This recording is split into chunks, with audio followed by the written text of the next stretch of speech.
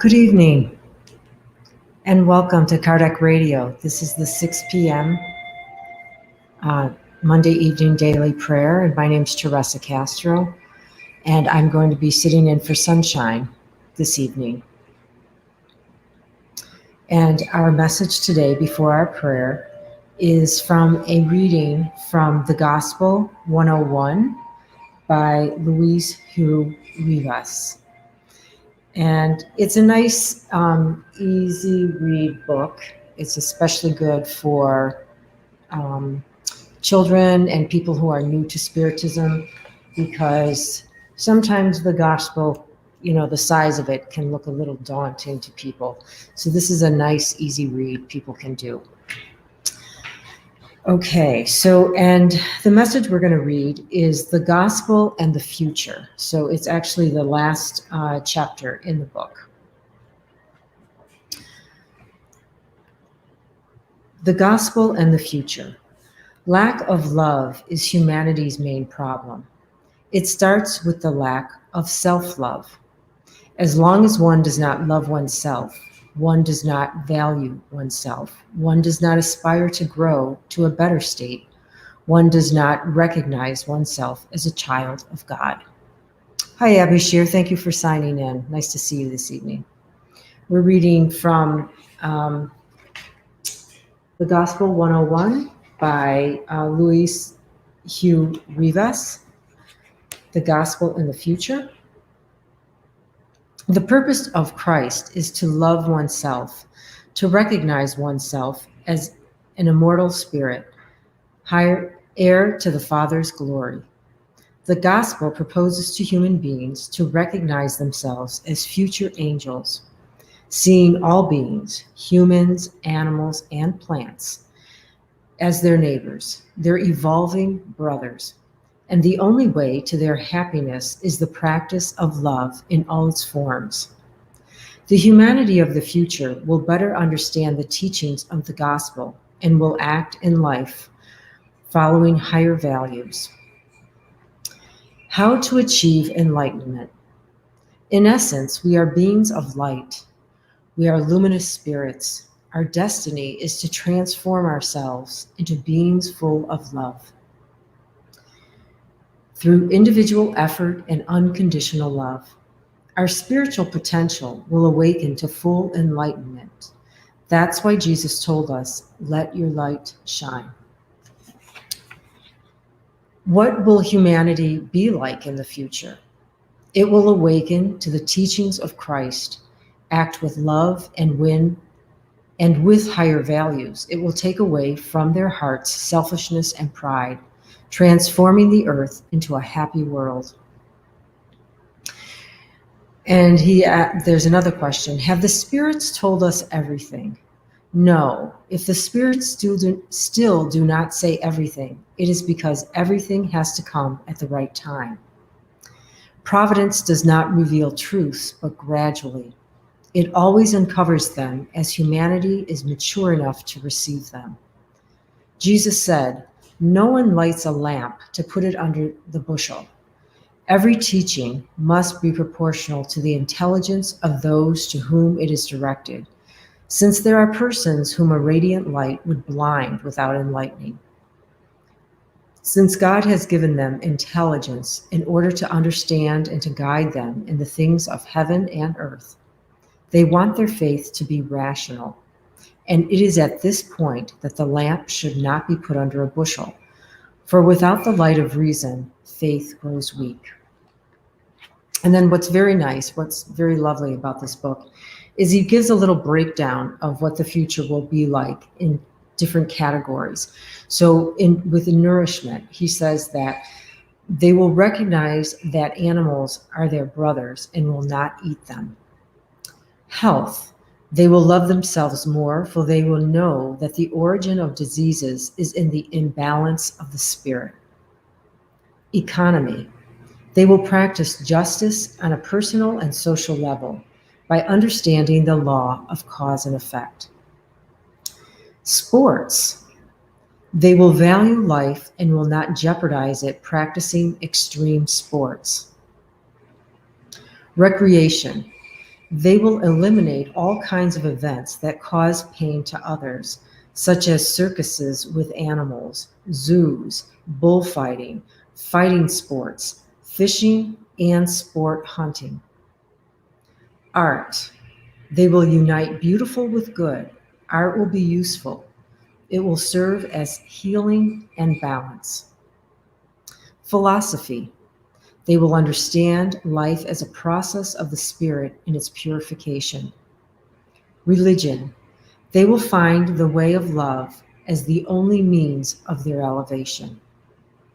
Science. It will unite with spirituality, understanding that without it, it becomes blind.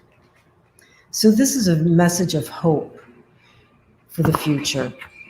And it's very um, interesting and wise counsel that they pretty much tell us, yes, things are going to get better and it's going to be more hopeful, but this is going to happen as we transform ourselves. It's not that the world is going to change and then we're going to walk into this lovely, happy world.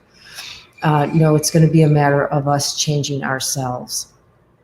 So it is a message of hope, and we need this hope right now when we can feel with so many uncertainties in the world and feeling some measures of desperate, as people losing jobs and people ill, people dying, and with the pandemic. So it's a message of hope to remind us to keep our focus and remember that the world changes as we change. So it's a beautiful message. Thank you, Louise. And so now let us go into our prayer. And thank you, Abby Shear, for the warm Happy New Year wishes. Same to you. And so we'll put on some music. And let us settle ourselves and get ready to be in the presence of Jesus, God, the elevated spirits.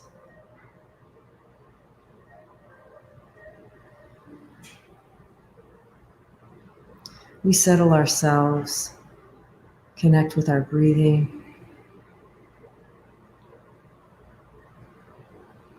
Mother, Father, God, we love you and we thank you for another opportunity at self-improvement.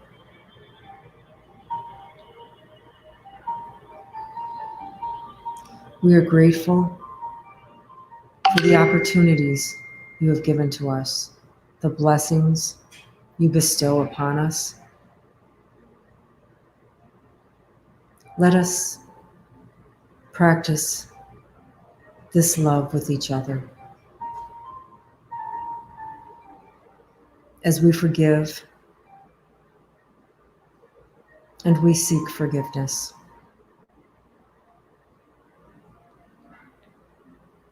Let us envision our homes, our communities, states, countries, the whole globe enveloped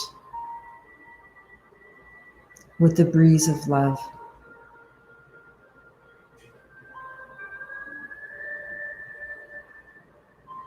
We visualize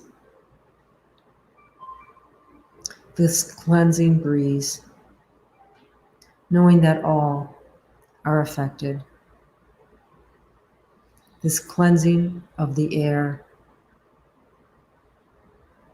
the cleansing of our breath and our minds.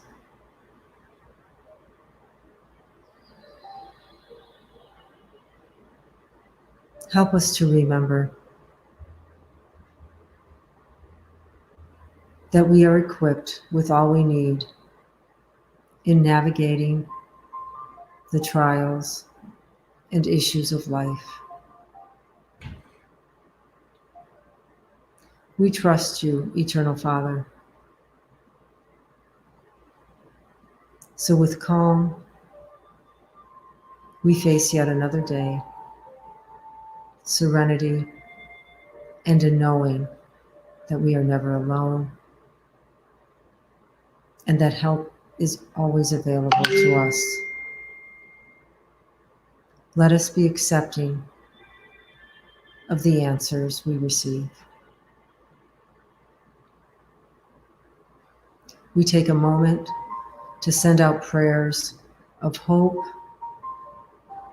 thoughts of wishful hope to those who are suffering, those who are ill, and those who may be anxious, that they may feel calm in their hearts.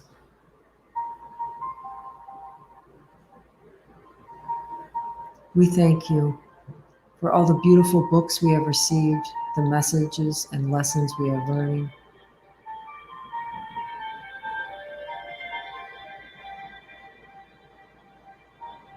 We also send prayers to all those in powerful positions in the world, that they may feel inspired by the elevated spirits and be guided by God's justice, truth, and mercy.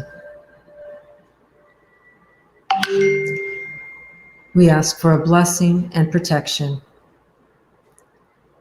and permission to close this session of the daily prayer. And so be it. Thank you so much for being here. And please stay tuned, because at 6:30 on Kardec Radio, we have our Spiritual Cares program with the virtual passes. And God willing, we'll be here again next Monday. Sunshine should be back. And I'm on Sunday at the 6 p.m. prayer. So there's a daily prayer at 6 p.m. So please join in. God bless and have a beautiful week.